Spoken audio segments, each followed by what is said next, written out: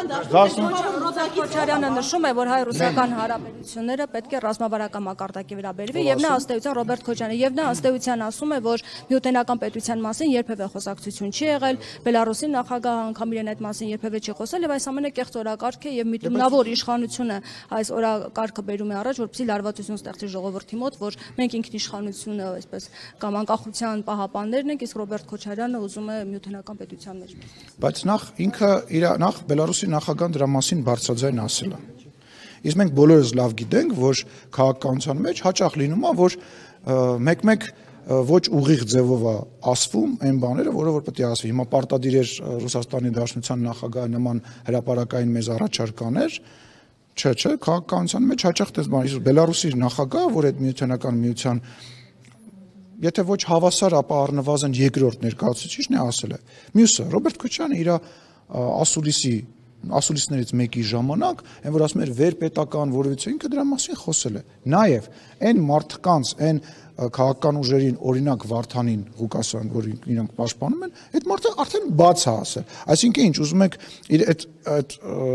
ամեն ձև այդ խուսափել ասել, դե ես չեմ ասել, ուրեմն հիմա ես հարցազրույց տամ, վարչապետը ասի, դե ես այդպես բան չեմ ասել, ասենք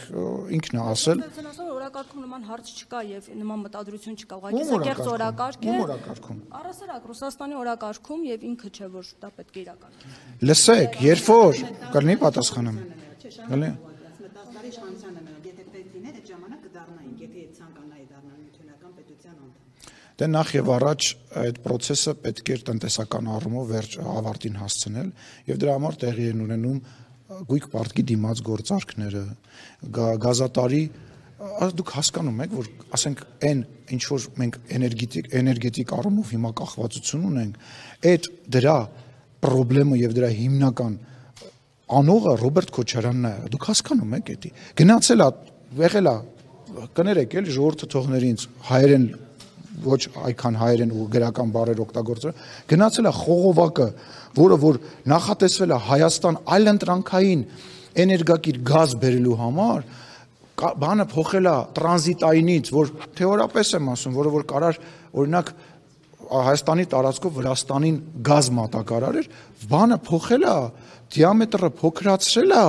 բա այդ նախապատրաստական փուլը կապը, դուք հասկանում եք, ասենք, չգիտեմ, հեղափոխություն անելու համար Լենինի այդ տենց հիմնական սկզբունքներից մեկը, որ դու պետքա կապը վերցնես, կապը արմենթել է, հիմնական բաները հանել այն 200 միլիոնը, տեսեք ինչ 250 միլիոնի դիմաց, որ հիմա մեղադրվում են, հա ինքը 200 միլիոնի համար, 250 միլիոնի դիմաց տվել է այլ երկրի, էլ չեմ ասում, որ ներողություն, բայց տեղել է ինքը ստում,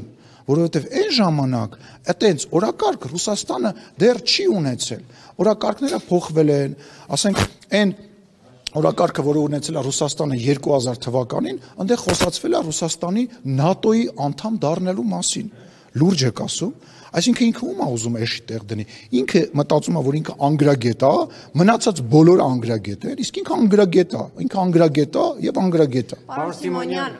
Շողից մի րոպե պայլակներ։ Տեսեք, մի քանի օր է Աննա Հակոբյանը գրառումներ է անում տարբեր քաղաքացիների վերաբերյալ նրանց ոչի, տխմար անվանում, տգետ եւ ըստ էության, եթե արձագանքում է ու իրեն վերաբերյալ հայտարարությունները, քննադատությունները, վիրավորանք ու զրպարտություն է որակում, ինչու դատական հայտ չի ներկայացնում եւ այնուամենայնիվ մարդկանց ինքը նման կերպ արտահայտում եւ զուգահեռ իրականացնում կրթվել է նորաձև է արշավը։ Նախ ես տեղյակ չեմ, որ նման դատական հայց կամ որևիցե բան չկա, ես դրա մասին տեղեկություններ չունեմ։ Երկրորդը այսօրվա մեդիա դաշտի եւ սոցցանցերի այտենց բացի թողի իրավիճակում ես համարում եմ, որ յուրաքանչյուր մարդ, նաև հրապարակային մարդ ազատ է արձագանքել այն ձևով, ինչ ձևով որ ուզում է, եւ կարծում եմ, որ այն համեմատականներ, ինչ որ անցկացնելը անցյալի հետ կապված անտեղին են, որովհետեւ նախ եւ առաջ անցյալում որևիցե մեկի կնոջ, չեմ ասում երկրի ղեկավարի կնոջ, որևիցե մեկի կնոջ մասին մի լրագրողից սկսած իրենց տենց դուխով հիմա բլոգեր եւ քաղաքական գործիչ անվանող մարդկանցով վերջացած հələ փորձեին մի հատ մի տար էսկոմ ենկոմ բանեն գրեին, այնքան կծեցեին, էշին քերի կասեր, այնքան կծեցեր, այսօր որևիցե մեկ թող շողիկ, այլ կներես, ես քո հետ լրիվ համաձայն եմ, դու աշխարհի ամենաճիշտն ես, բայց ես եմ հիմա խոսում, եւս մեկ անգամ ընդհատեցիր, ել ընդհանրապես քո հետ չեմ խոսի։ Եվ այն այո իրավական երկիր է, եւ այն իրավիճակում, երբ որ ինչ-որ մեկը մտածում է, որ իրան ինչ-որ մեկը վիրավորել է, այդ թվում այն մարդիկ, ում մասին դուք ասեցիք, թող դիմեն դատարան իմ կամ Տիկին Հակոբյանի դեմ։ Ինքը ինչու չի դիմում դատարան, պարոն Սիմոնյան։ Ես արդեն դրան պատասխանել եմ։ Ամբիոնից հայհոյանք հնչեցնելն էլ է, ուղղակի տեսակետ հայտնելու հարց ու հեռուստադիտողը հայ է, եթերով թեկուզ նայող մարդիկ պետք է դա դիտան, օրինակ Արսեն Թորոսյանին կամ Լևոն Քոչարյանին, որ իրենք ստիպված են լինում լսել այն, ինչը չպետք է լսեն խորհրդարանական երկրի ամբիոնից, հա, ասեն ժողովի։ Նախ եւ առաջ այդ ամենը սկսվեց նրանից, որ ձեր նշած մարդը Քոչարյանի փոքր տղան որոշեց սեռական բնույթի հայհոյանքներ հնչեցնել ազգային ժողովի դահլիճում, չնայած նրան, որ այնտեղ կային կանգնած կանայք, կան հղի պատգամավորներ ունենք, մենք հղի կանայք ունենք, պատգամավորներ ունենք, եւ եթե կա վերջացնեմ, հա, եւ հնչեցեց սեռական բնույթի հայհոյանքներ։ Դրանի պատասխան ասվել է, որ այն ամեն ինչ որ հնչեցվել է, վերաբերելի է նաև ձեզ եւ դա ձեզ է վերաբերվում, եթե դուք նման բան եք ձեզ թույլ տալիս։ Ինչ վերաբերում է քաղաքացիներին, ես կարծում եմ քաղաքացիները իրենց գնահատականը կտան եւ ես ձեզ վստահեցնում եմ նաև քաղաքական գնահատականը չի դադարելու այս դահլիճում հնչել եւ այն ինչ որ պարոն Քոչարյանի փոքր տղան իրեն թույլ է տվել, պետք է քաղաքական առնվազն հետևանք ունենա եւ ունենալու է վրա մեջ սովորույթը մեկը չկասկածը։ Նա ձեզ նշացել է, ասել է, եթե շփրտելու լինի, դուք բարձրեք նստած, ուշ եղեք, որտեղ ավելի ցավոտ կլինի ձեզ ամբիոնից։ Գիտեք, այստեղ խնդիրը ինչու՞մն է կայանում, պետք է հասկանանք ով է նա։ Բացի հայտնի երգչուհու ամուսին լինելու եւ մարդասպան չընտրված, կոռումպացված երկրի ղեկավարի տղա լինելու ինքը ով է, ուզում հասկանամ։ Քաղաքական գործիչ է։ Օրինակ տեսեք, Սերյան Օհանյանի պարագայում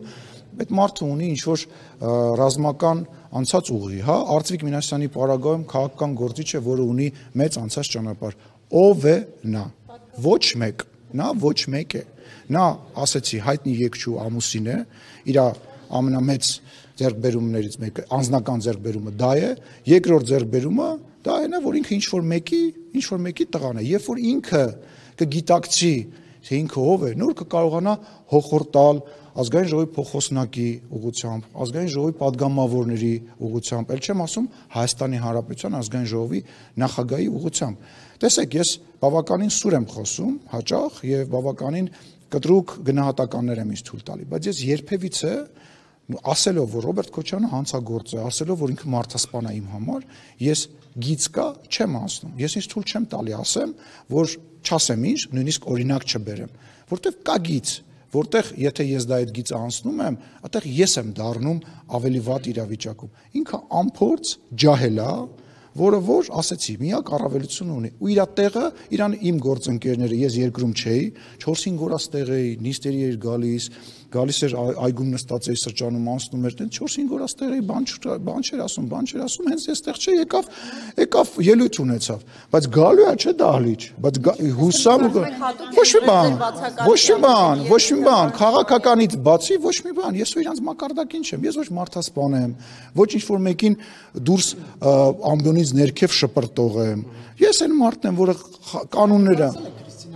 այո, ասել եմ ու նորից եմ ասում, ով Հայաստանի Հանրապետության ազգային ժողովի նիստերը խաթարի, ես իրան դուրս կբերեմ ու դուրս կշպրտեմ նիստերի դահլիճից, բայց դա չի նշանակում, որ այդ արտահայտությունը, այդ գողականի, այդ ինչ-որ բանի, ասում եմ, ես գիտեմ ես ով եմ, ես իմ անցած ճանապարհ ունեմ, հաջան։ Լևոն Քոչարյանը ձեզ գողական է գնում այժմ։ Լսի, ինքը ոչ մի ձև չի գնում ու ոչ մի ձև չի կարա գնա։ Ես ասեցի, ինքը կարա քոչարյանական գնա, ինքը քոչարյանական էլ գնում է ու սաղկյան քոչարյանական էլ գնալու է։ Ինքը ուրիշ բանի ունակ չի։ Նույնիսկ հայերեն խոսալուց խնդիր ունի այդ մարդը, ինչ ունեմ ես իր հետ խոսալու։ Ռազմիկ գծեր կան, որ չեմ անցնում, բայց դուք այնպեսի գիծ եք անցել։ Օրինակ թքել եք քաղաքացիություն, դրանից այն կողմ էլ ինչ պետք է լինի։ Ես ներողություն եմ խնդրում։ Նախ ես չեմ հասկանում, ձեզ թվում է, որ դուք ամեն անգամ եթե որ ասում եք, ես դες պետք է ամեն անգամ նույն ֆրազը կրկնեմ։ Ես այդ մարդուց ներողություն եմ խնդրել հրապարակային։ Ես դա արել եմ։ Ես դա արել եմ տարիներ շարունակ իմ նկատմամբ ատելության եւ հարցակումների, վիրավորանքների իմ ընտանիքի անդամի ներկայությամբ ինձ վիրավորելու ընթառաջ։ Ու այն անեկդոտը ես իզուր չպատմեցի, երբ որ Լևոն Քոչարյանը այդտեղ գլուխ էր գովում ու դեմքի մկաններով էր խաղում հորը նմանակելով, որ ինքը սաղ կյանք արդարանալու է եւ իր նկատմամբ այդ ամեն ինչը նրա պատճառով է, որ ինքը այն մարդու տղան է, որը որ ինքը կա։ Ես իմ արածի համար ներողություն եմ խնդրել, ես անցել եմ ճանապարհ, ես դրա մասին խոսում եմ բացեբաց, ես դրա հետ կապված խնդիր չունեմ։ Դե որ լսեք, երբ որ ես քաղաքական գործունեությամբ էի զբաղվում, շատ ու շատ մականունավորներ կային այս շենքում, շատ ու շատ։ Նույնիսկ այդ ժամանակահատվածում մենք ելույթների մեջ, գրառումների մեջ այդ մականունները, բաները չէինք օգտագործում։ Էլ չեմ ասում, ասենք հրապարակային լկտի անալ, իսկ ինքը լկտիացել է, իսկ դրա պատասխանը լինելու է միանշանակ, եւ ոչ միայն իրան եւ մնացած են բոլորին, ովքեր իրանց նման թույլ կտան։ Չէ, ասում եմ, որ ազգային ժողովի նիստերի դահլիճում ամեն ինչ ունենալու է իր հետևանքը, որովհետեւ ազգային ժողովի նիստերի խանգարում պետերը չի կարող ունենալ, դա օրենքով սահմանված է, դա իմ ցանկությունը չի։ Ես որ ասում եմ, ես դուրս կշպրտեմ, ես ու նկատի չունեմ, որ ես տենց ինչ-որ ուժեղ գոհական տղա եմ, հեսա գալու եմ, սենց բռնեմ ու տանեմ դուրս շպրտեմ, հələ վերջում եմ մի հատ էլ հայոյեմ։ Ես նկատի ունեմ, որ ազգային ժողովի կանոնակարգ սահմանադրական օրենքով սահմանված կարգ կա, որ կարող է հեռացվել դահլիճից, դե կարող է հեռացվել, բայց երբ որ այդ ժամանակ գոռում, ղժում են, դու ով ես եւ այլը, ասենք վերջի ամենաձևով իրանց պահում են, բնական է ձևակերպումը վերաբերում է դրան, բայց դուք երբևիցե տեսել եք, որ ես ինչ որ մի պարագայում լսի հարցազրույցս նայել ես,